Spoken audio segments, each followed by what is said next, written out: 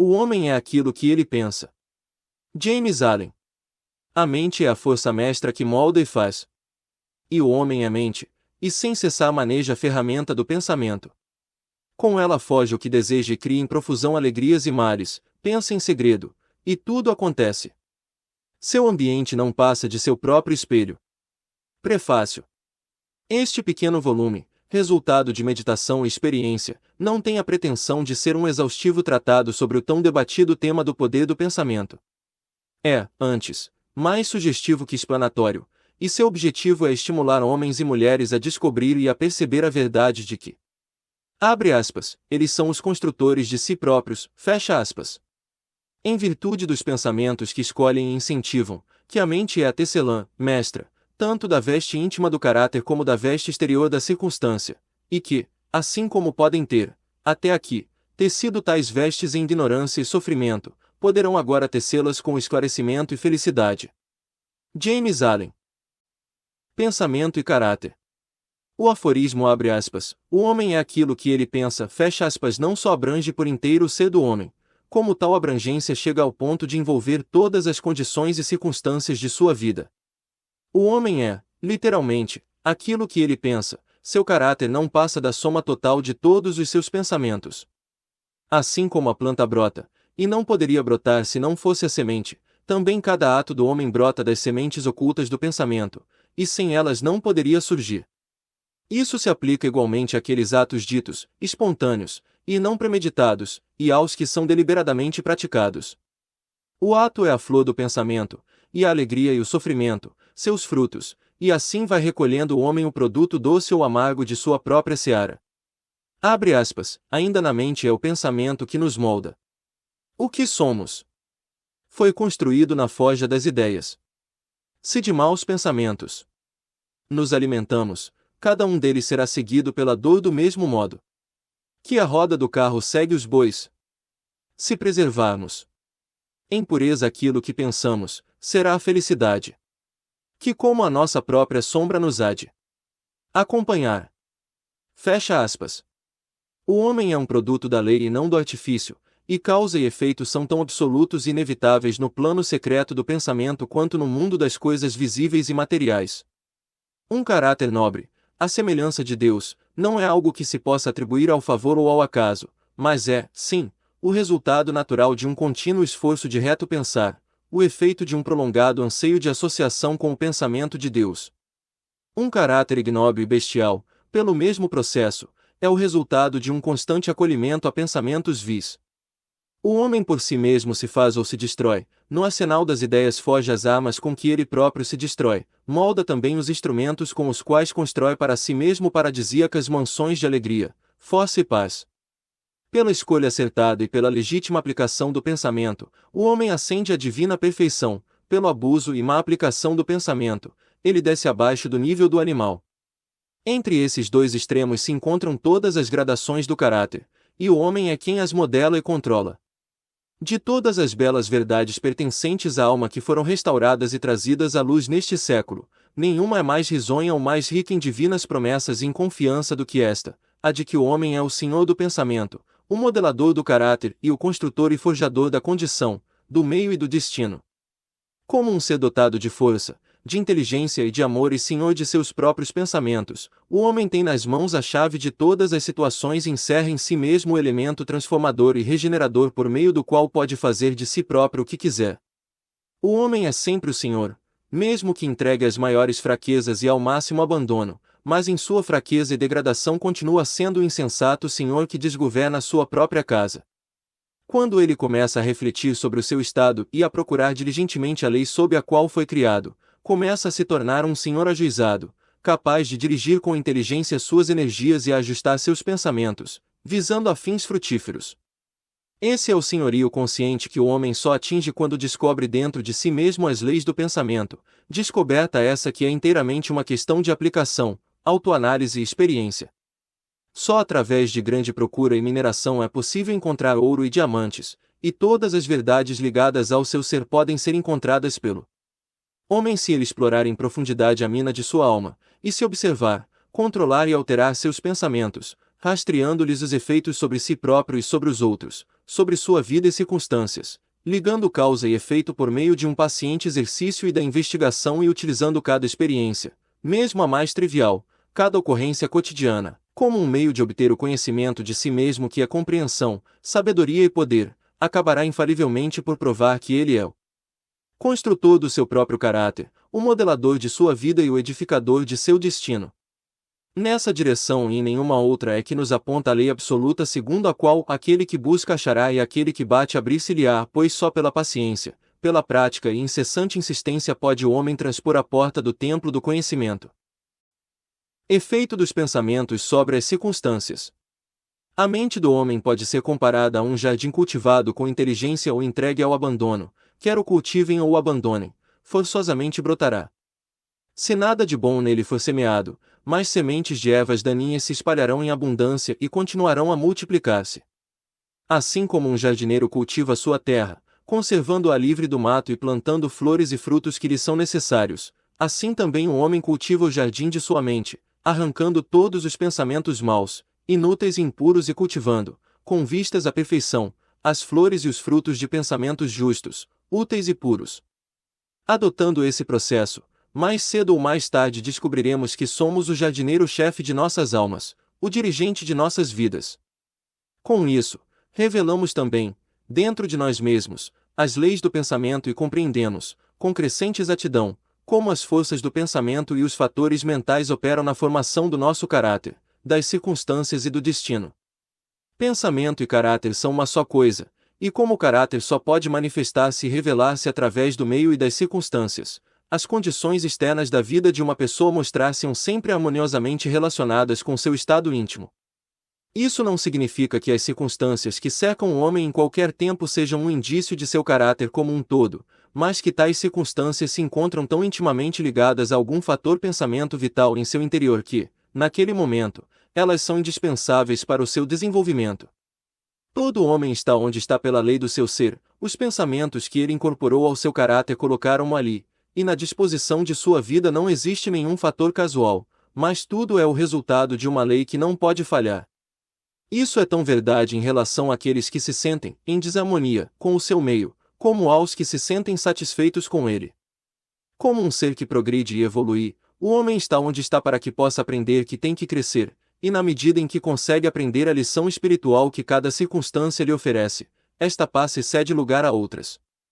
O homem é golpeado pelas circunstâncias enquanto acredita ser ele próprio produto de condições externas, mas quando compreende que representa uma força criativa e que pode dominar o solo oculto e as sementes de seu ser dos quais brotam as circunstâncias, torna-se o legítimo senhor de si próprio. Que as circunstâncias nascem do pensamento é algo que todo homem que tenha praticado durante algum tempo o autocontrole e a autopurificação sabe, pois terá notado que a modificação de tudo o que lhe ocorre se operou na exata proporção em que ele modificou seu estado mental. Isso é tão verdade que quando nos aplicamos sinceramente a corrigir os defeitos de nosso caráter e fazemos rápidos e marcantes progressos, em pouco tempo passamos por uma série de vicissitudes.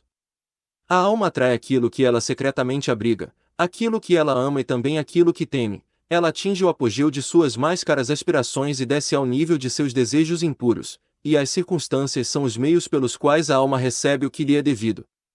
Toda semente pensamento que se semeia ou deixe cair e arraigar-se na mente multiplica-se, e, mais cedo ou mais tarde, dela brota o ato, trazendo os frutos de oportunidade e circunstância próprios de sua espécie. Bons pensamentos darão bons frutos, maus pensamentos, maus frutos. O mundo exterior das circunstâncias molda-se ao mundo interior do pensamento, e as condições externas, tanto as agradáveis quanto as desagradáveis, são fatores que contribuem em seu resultado final para o bem do indivíduo. Como ceifeiros de sua própria colheita, o homem aprende tanto pelo sofrimento quanto pela felicidade. Seguindo os mais secretos desejos, aspirações e pensamentos pelos quais se deixa dominar, perseguindo o fogo fato de fantasias impuras ou trilhando com passos firmes a estrada do vigoroso e elevado esforço, o homem chega finalmente a fruí-los e realizá-los nas condições exteriores de sua vida. As leis de crescimento e adaptação prevalecem em toda a parte. Ninguém chega ao botequim ou à cadeia pela tirania do destino ou das circunstâncias, mas através dos atalhos dos pensamentos sórdidos ou dos desejos vis. Tampouco ninguém de mente limpa cai de repente no crime, pressionado por qualquer força exterior. o pensamento criminoso há muito vinha sendo secretamente alimentado no coração, e a hora da oportunidade revelou sua força acumulada. Não são as circunstâncias que fazem o homem, elas o revelam a si próprio. Ninguém mergulha no vício e nos sofrimentos que dele resultam sem que haja antes inclinações mais, como ninguém chega à virtude e à felicidade pura que ela acarreta sem um constante cultivo de aspirações virtuosas. Portanto, o homem como amo e senhor de seus pensamentos é o edificador de si próprio, o modelador e autor de tudo o que o cerca. Já ao nascer, a alma é o que ela é, e a cada passo de sua peregrinação terrena vai atraindo conjuntos de condições que a revelam, que são os reflexos de sua própria pureza e impureza, de sua força e de suas fraquezas. Os homens não atraem aquilo que eles querem, mas sim aquilo que eles são. Seus caprichos, fantasias e ambições são distorcidos a cada passo, mas seus pensamentos e desejos mais secretos nutrem-se de seu próprio alimento, quer seja ele sujo ou limpo. A divindade que foge a nossos destinos está em nós mesmos, é o nosso próprio eu. O homem é manietado somente por si mesmo, pensamento e ação são os carcereiros do destino, se forem vis, aprisionam, são também os anjos da liberdade, se forem nobres, libertam. O que o homem obtém não é aquilo que ele deseja e pede a Deus, mas o que por justiça recebe. Seus desejos e preces só serão gratificados e atendidos se harmonizarem com seus pensamentos e atos. À luz dessa verdade, qual será então o sentido de lutar contra as circunstâncias? É que o homem está sempre se revoltando contra algum efeito externo, ao mesmo tempo que sem cessar alimenta e preserva a causa em seu coração. Essa causa pode assumir a forma de um vício consciente ou de uma fraqueza inconsciente, mas seja ela o que for, retarda obstinadamente os esforços do seu portador, e assim clama bem alto por um remédio.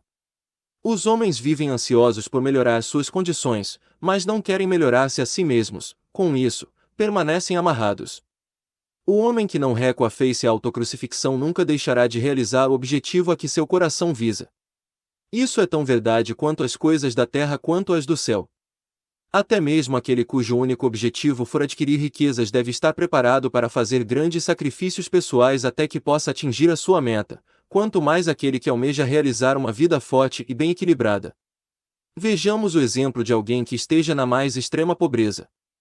Anseia ardentemente por melhoras no seu ambiente e no seu lar, mas está sempre faltando ao trabalho, e acha justo tentar enganar o patrão sob o pretexto de que não recebe um salário suficiente. Esse indivíduo não compreende os mais simples rudimentos daqueles princípios que constituem a base da verdadeira prosperidade, e não só se acha totalmente despreparado para emergir da sua miséria como na realidade estará atraindo para si misérias ainda piores por abrigar e traduzir em atos pensamentos indolentes, fraudulentos e covardes. Imaginemos um homem rico que tenha sido vítima de uma enfermidade dolorosa e renitente resultante de sua gula. Está disposto a pagar altas somas para se ver livre dela, mas não quer sacrificar seus pendores glutônicos. Quer satisfazer o seu gosto por iguarias requintadas e antinaturais e ao mesmo tempo conservar a saúde. Esse sujeito está totalmente despreparado para ter saúde, porque ainda não aprendeu os princípios básicos de uma vida saudável. Temos agora um empregador de mão de obra que adota medidas desonestas para evitar o pagamento de salários justos aos seus operários e, na esperança de alcançar maiores lucros, reduz esses salários. Tal empresário está também totalmente despreparado para a prosperidade, e quando se surpreender falido, tanto no que diz respeito à reputação quanto aos seus bens, lançará a culpa às circunstâncias sem saber que é o único responsável pelas condições em que se encontra. Citei esses três casos apenas como exemplos ilustrativos da verdade segundo a qual o homem é o causador, embora quase sempre inconscientemente, das circunstâncias que o cercam e de que, ao mesmo tempo que visa um bom fim, está continuamente frustrando a sua realização por encorajar pensamentos e desejos que não podem de forma alguma harmonizar-se com esse fim. Tais exemplos poderiam ser multiplicados e variados quase que ao infinito, mas isso não é necessário, visto que o leitor, se assim o decidir, poderá acompanhar a ação das leis do pensamento em sua própria mente e vida e enquanto isso não for feito meros fatos externos não poderão servir de base para o raciocínio. Todavia, as circunstâncias são tão complicadas, o pensamento tem raízes tão profundas e as condições de felicidade variam tanto de indivíduo para indivíduo, que não se pode julgar o estado de alma global de alguém, embora a própria pessoa possa conhecê-lo, somente pelo aspecto externo de sua vida. Um homem pode ser honesto em certos sentidos e, entretanto, passar privações; outro, pode ser desonesto em certos sentidos e, mesmo assim, enriquecer. Mas a conclusão geralmente tirada de que fulano fracassou exatamente por causa de sua honestidade e que cicrano próspera justamente porque é desonesto é o resultado de um julgamento superficial de que o homem desonesto é quase que totalmente corrupto e o honesto quase que totalmente virtuoso. À luz de um conhecimento mais profundo e de uma experiência mais ampla, verifica-se que tal julgamento está errado. O homem desonesto pode possuir algumas virtudes admiráveis que o outro não possua, e o honesto poderá ter vícios odiosos que não existam no outro. O homem honesto colhe os bons resultados de seus pensamentos e atos honestos, mas também atrai para si os sofrimentos causados pelos seus vícios. O desonesto colhe do mesmo modo seus próprios sofrimentos e felicidades.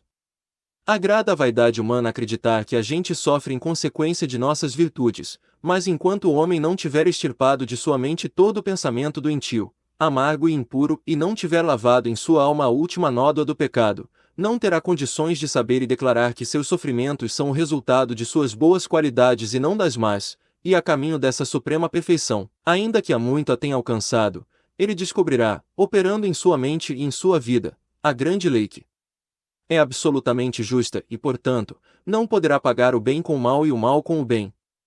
De posse de tal conhecimento, ele saberá, então, volvendo os olhos para a sua passada ignorância e cegueira, que sua vida é, e sempre foi, ordenada com justiça e que todas as suas experiências passadas, boas e más, foram um produto equitativo de seu próprio ser não evoluído mas em evolução. Bons pensamentos e atos jamais produzirão maus resultados, maus pensamentos e atos jamais produzirão bons resultados. Isso equivale a dizer que do trigo só poderá nascer trigo e de urtigas só urtigas. Nós entendemos essa lei no mundo natural e trabalhamos com ela, mas poucos são os que a entendem no mundo mental e moral, embora sua ação nele seja igualmente simples e inevitável, e portanto não cooperam com ela. O sofrimento é sempre o efeito do pensamento errado em algum sentido. É um indício de que o indivíduo está em desarmonia consigo mesmo, com a lei do seu ser. A exclusiva e suprema utilidade da dor é a de purificar, de queimar tudo o que é inútil e impuro. Para aquele que é puro a dor deixa de existir. Não teria sentido levar o ouro ao fogo depois que a ganga já foi eliminada, e um ser perfeitamente puro e esclarecido não poderia sofrer. As circunstâncias que o homem enfrenta no sofrimento são o resultado de sua própria desarmonia mental. As circunstâncias que o homem enfrenta e recebe com bem-aventurança são o resultado de sua própria harmonia mental. A bem-aventurança, não os bens materiais, é a medida do pensamento reto; a infelicidade, não a falta de bens materiais, é a medida do pensamento errado. Um homem pode ser amaldiçoado e rico, pode ser abençoado e pobre.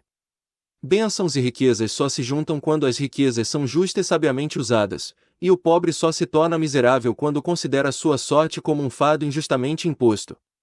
Indigência e vício são os dois extremos da infelicidade. Ambos são igualmente antinaturais e o resultado de desordem mental. Homem algum atinge um condicionamento adequado enquanto não se sente feliz, saudável e próspero, e a felicidade, a saúde e a prosperidade são o resultado de um harmonioso ajustamento do interior ao exterior, do homem ao seu meio. O homem só começa a ser homem quando para de lamentar-se e de proferir injúrias, e começa a buscar a justiça oculta que regula sua vida. E na medida em que adapta sua mente a esse fator regulador, deixa de acusar os outros de serem a causa de sua situação, e começa a edificar-se com pensamentos fortes e nobres, para despernear contra as circunstâncias e começa a usá-las como ajudas para alcançar um progresso mais rápido e como um meio de descobrir dentro de si próprio forças e possibilidades ocultas.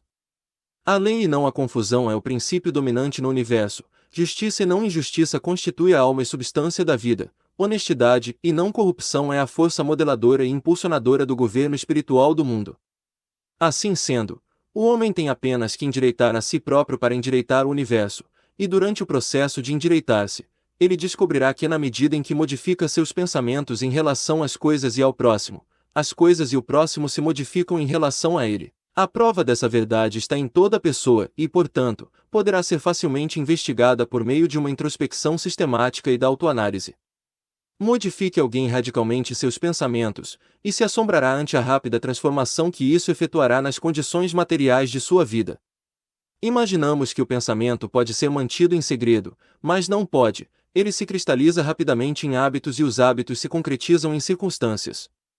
Pensamentos animalescos cristalizam-se em hábitos de embriaguez e sensualidade, os quais por sua vez se concretizam em circunstâncias de miséria e doença. Pensamentos impuros de qualquer tipo cristalizam-se em hábitos enervantes e tumultuantes, os quais se concretizam em circunstâncias confusas e adversas. Pensamentos de medo, dúvida e indecisão cristalizam-se em hábitos fracos, covardes e irresolutos, os quais se concretizam em circunstâncias de fracasso, indigência e servil dependência. Pensamentos preguiçosos cristalizam-se em hábitos de falta de higiene e desonestidade, os quais se concretizam em circunstâncias de sujeira e mendicância. Pensamentos de ódio e condenação cristalizam-se em hábitos de acusação e violência, os quais se concretizam em circunstâncias de injúria e perseguição. Pensamentos egoístas de todos os tipos cristalizam-se em hábitos de egocentrismo que se concretizam em circunstâncias mais ou menos infelicitantes. Por outro lado, bons pensamentos de todos os tipos cristalizam-se em hábitos de gentileza e bondade, os quais se concretizam em circunstâncias risonhas e luminosas. Pensamentos puros cristalizam-se em hábitos de temperança e de autocontrole, os quais se concretizam em circunstâncias de repouso e de paz. Pensamentos de coragem, autoconfiança e decisão cristalizam-se em hábitos viris, os quais se concretizam em circunstâncias de êxito, abundância e liberdade. Pensamentos enérgicos cristalizam-se em hábitos de limpeza e atividade, os quais se concretizam em circunstâncias de satisfação. Pensamentos amáveis e de perdão cristalizam-se em hábitos de gentileza, que se concretizam em circunstâncias protetoras e preservadoras. Pensamentos de amor e de altruísmo cristalizam-se em hábitos de disposição espontânea para perdoar, os quais se concretizam em circunstâncias de segura e duradoura prosperidade e verdadeira riqueza. A persistência em determinada linha de pensamento, seja ela boa ou má, não pode deixar de produzir seus efeitos sobre o caráter e as circunstâncias. Ninguém pode escolher diretamente as circunstâncias de sua vida, mas podemos escolher nossos pensamentos, e assim, indireta porém seguramente, moldar nossa situação. A natureza ajuda todo homem na gratificação dos pensamentos que ele mais estimula, e apresentam-se oportunidades que trazem mais rapidamente à tona tanto os maus como os bons pensamentos. Ponha um homem paradeiro a seus pensamentos pecaminosos e o mundo todo se abrandará em torno dele, mostrando-se pronto para ajudá-lo. Afaste ele seus pensamentos fracos e doentios e, maravilha! De todos os lados surgirão oportunidades para ajudar suas enérgicas resoluções, que ele encoraje seus bons pensamentos, e nenhum mau destino o amarrará à miséria e à vergonha. O mundo é o seu caleidoscópio, e as múltiplas combinações de cores que a cada minuto sucessivo se apresenta a você são as imagens estranhamente adaptadas de seus pensamentos em permanente mutação. Abre aspas, tu serás aquilo que desejares ser. Deixa que o fracasso descubra o seu falso conteúdo nas circunstâncias desse pobre mundo. O espírito, porém, o despreza e é livre. Ele domina o tempo e conquista o espaço. Ele intimida o acaso, esse presumido embusteiro, e ordena a tirana circunstância que troque a coroa pelo posto de escrava. A humana vontade, essa invisível força nascida de uma alma imortal, pode abrir caminhos para qualquer meta embora muros de granito se lhe anteponham. Não te impaciente a longa espera, suporta-a como alguém que compreende.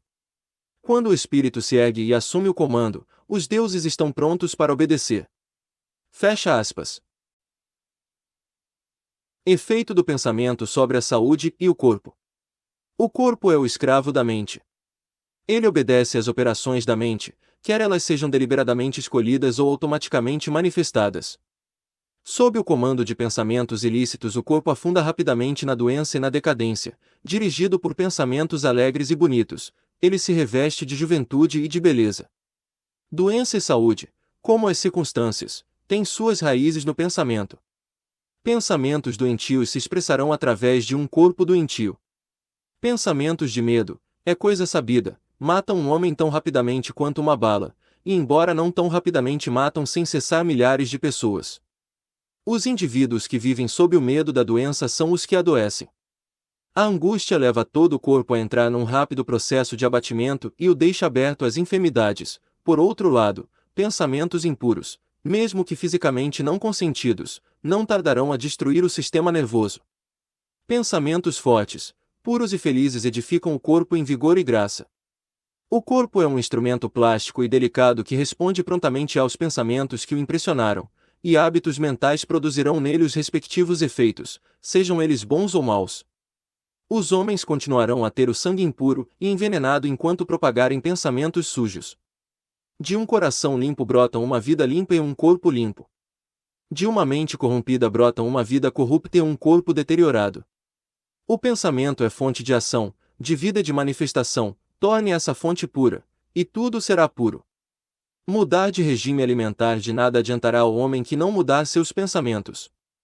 Quando alguém purifica seus pensamentos, passa a não desejar mais alimentos impuros. Pensamentos sadios fazem hábitos sadios. O suposto santo que não lava seu corpo não é um santo. Quem fortalece e purifica seus pensamentos não precisa preocupar-se com o perigo dos micróbios.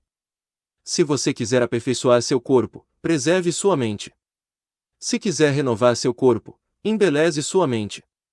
Pensamentos de malícia, inveja, desapontamento, desânimo, privam o corpo de sua saúde e de sua graça.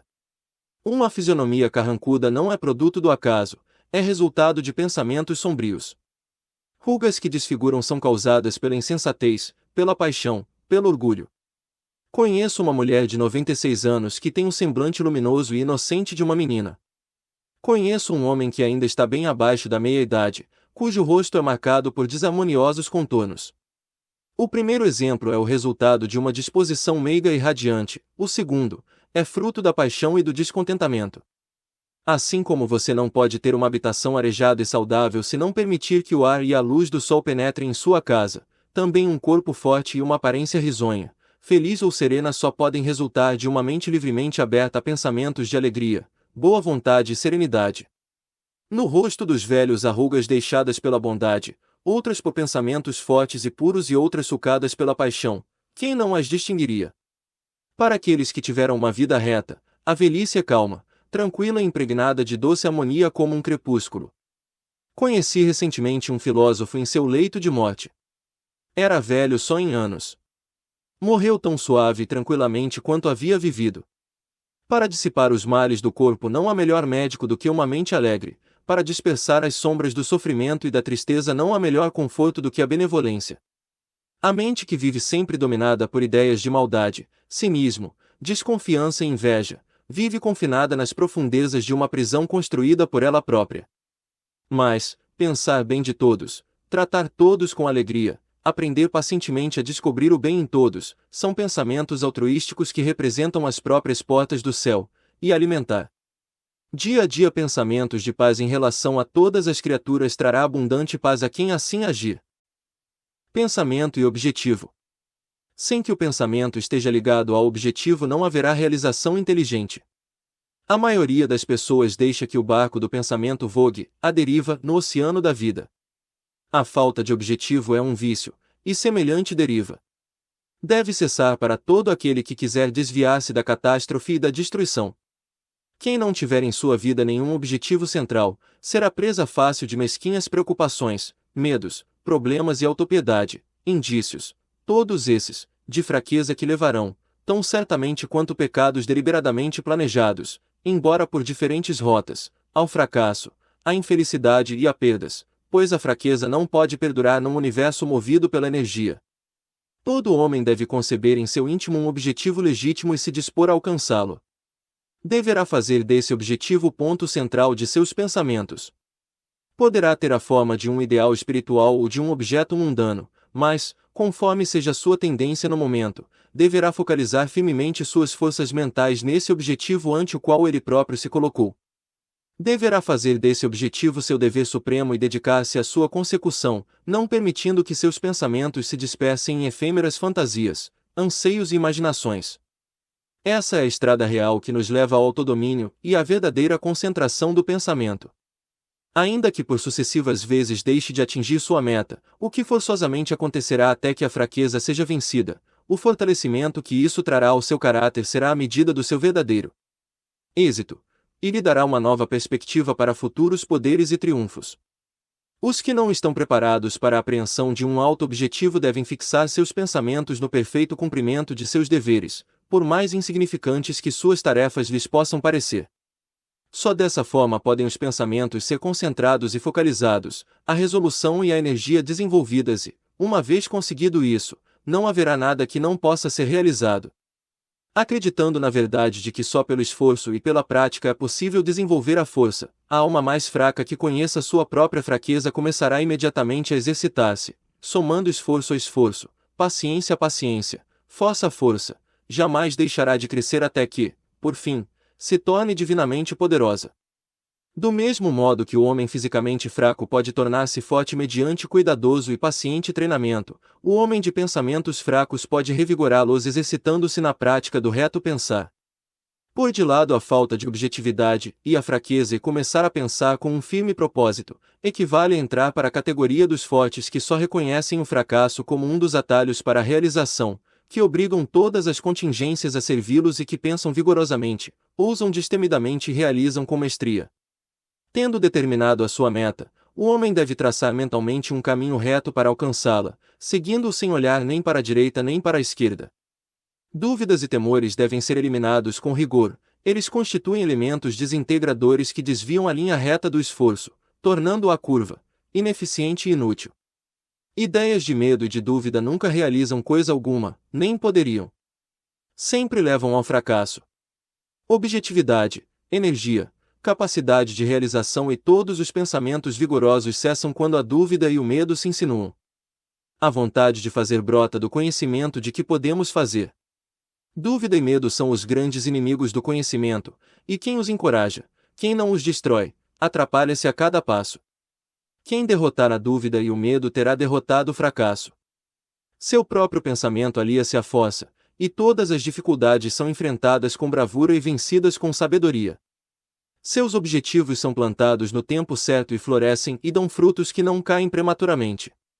O pensamento aliado com destemor à determinação se transforma em força criativa. Quem tiver conhecimento disso estará pronto para tornar-se algo mais alto e mais forte do que um mero feixe de pensamentos vacilantes e de sensações instáveis. Quem fizer isso se transforma no manejador consciente e inteligente de suas forças mentais.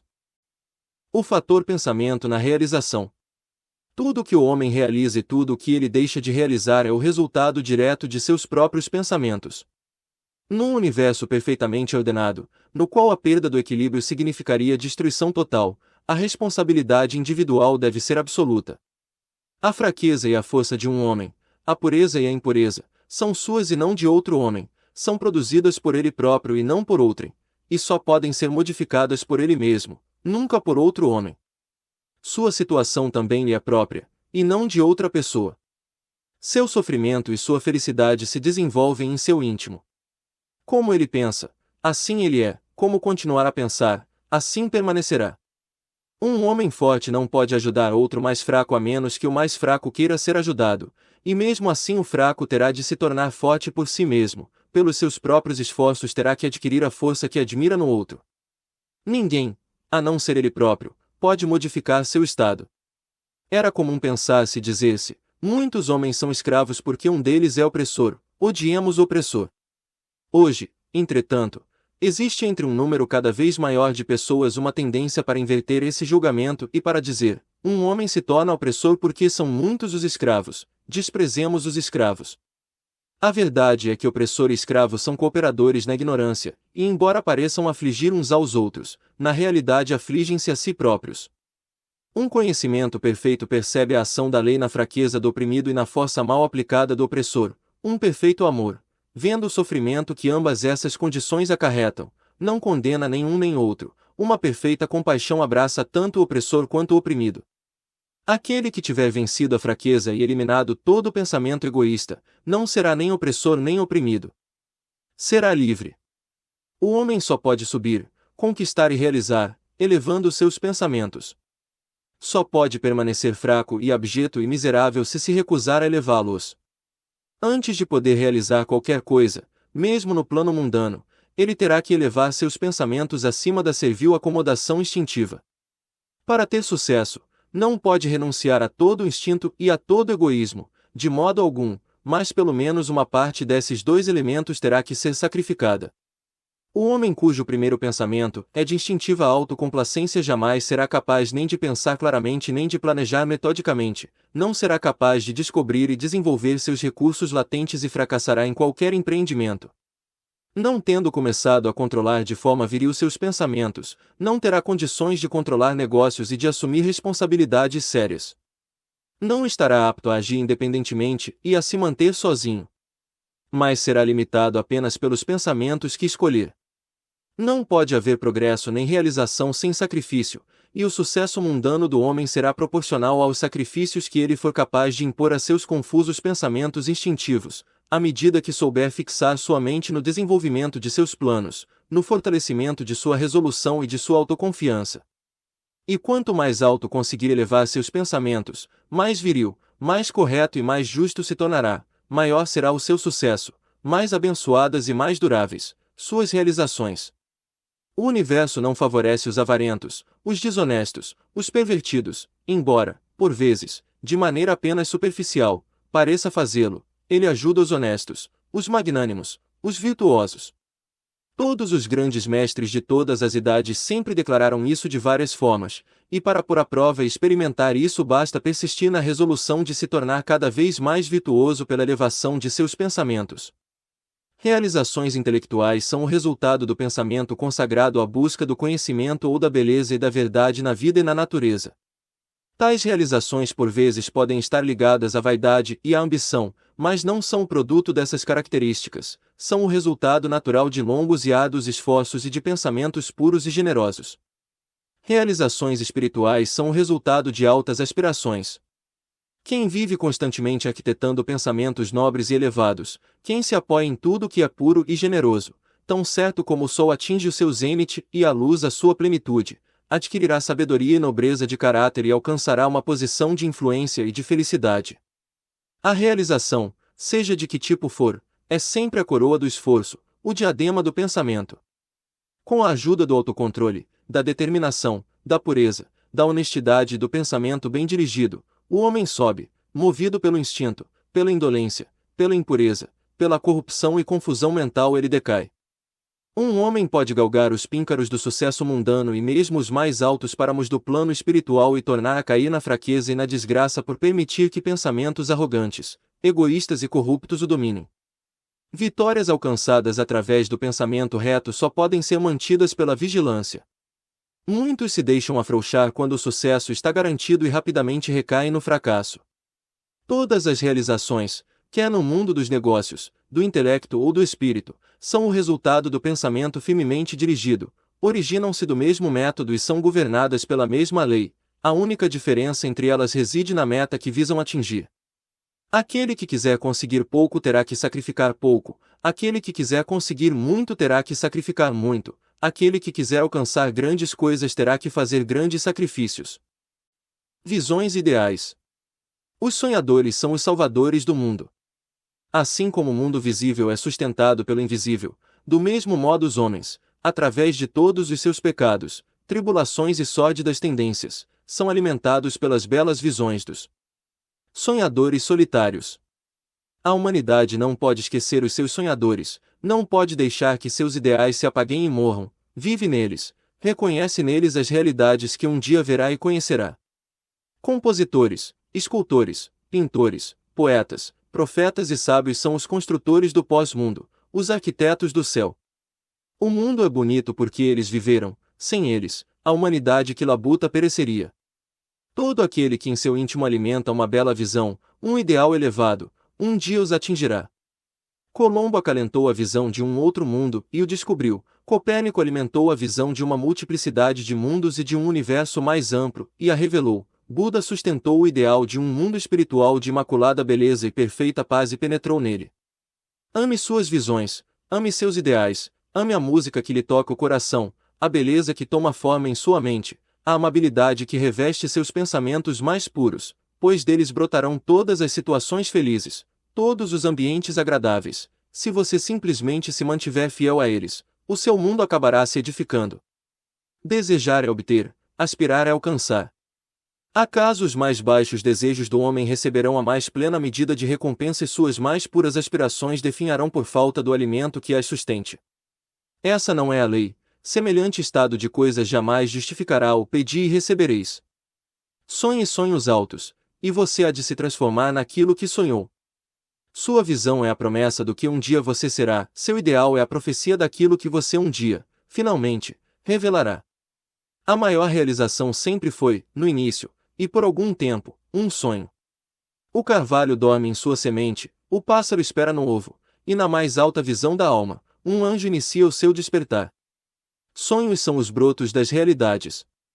As circunstâncias de sua vida podem não ser adequadas, mas não permanecerão assim por muito tempo se você puder ainda que apenas vislumbrar um ideal e lutar por atingi-lo. Você não pode viajar interiormente e permanecer exteriormente imóvel. Imaginemos um jovem duramente oprimido pela pobreza e pelo trabalho, confinado horas a fio numa oficina insalubre, analfabeto e carente de todas as formas de refinamento. Mas ele sonha com melhores coisas, pensa na inteligência, no refinamento, na graça e na beleza. Imagina e mentalmente constrói uma condição ideal de vida, a visão de uma liberdade mais ampla e de um escopo mais largo o domina, a inquietação o impele para a ação e ele utiliza tudo o que consegue poupar de seu tempo e de seus meios, por menos que pudessem representar, para desenvolver suas potencialidades e recursos latentes. Em muito pouco tempo sua mente se modifica de tal forma que a oficina não mais pode contê-lo. Por tal forma se desarmoniza com a sua mentalidade, que ela desaparece de sua vida como uma roupa que despimos, e, com o aumento das oportunidades condizentes com o escopo de suas potencialidades em expansão, ele a abandona para sempre. Anos mais tarde vamos encontrar esse jovem já feito homem maduro. Encontramo-lo já senhor de certas forças mentais que maneja com largo prestígio mundano e com um poder quase inigualado. Em suas mãos manobra os cordéis de gigantescas responsabilidades, fala e ó maravilha! Vidas se transformam, homens e mulheres bebem-lhe as palavras e reformam seus caracteres, e como um sol transforma-se no luminoso eixo em torno do qual giram inúmeros destinos. Realizou a visão de sua juventude. Tornou-se um com o seu ideal.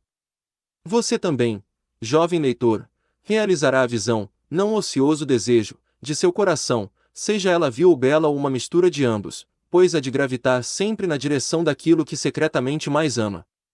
Em suas mãos serão colocados os resultados exatos de seus próprios pensamentos, você receberá aquilo que merece, nem mais nem menos.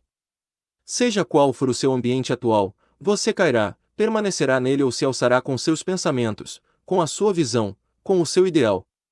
Você se tornará tão pequeno quanto o desejo que o controla, tão grande quanto a aspiração que o domina. Nas belas palavras de Stanton Kirkan Davis, você pode estar fazendo suas contas e de repente sairá pela porta que por tanto tempo parecia ser uma barreira diante de seus ideais e se verá diante de uma audiência, a pena ainda enfiada por trás da orelha, o tinteiro ainda na mão, e nesse mesmo instante verá jorrar a torrente de sua inspiração. Poderá estar pastoreando carneiros e, em boquiaberto e bucólico espanto, passará a vagar pela cidade, intrepidamente guiado pelo espírito, entrará na sala do mestre e pouco tempo depois ele dirá: não tenho nada para te ensinar. E agora, você, que há tão pouco tempo sonhava grandes coisas enquanto pastoreava carneiros, se tornou o mestre. Deixe de lado a serra e a plaina e assuma por si mesmo a regeneração do mundo. O irrefletido, o ignorante e o indolente, vendo apenas os efeitos aparentes das coisas e não as coisas em si, falam em sorte, em fortuna, em acaso.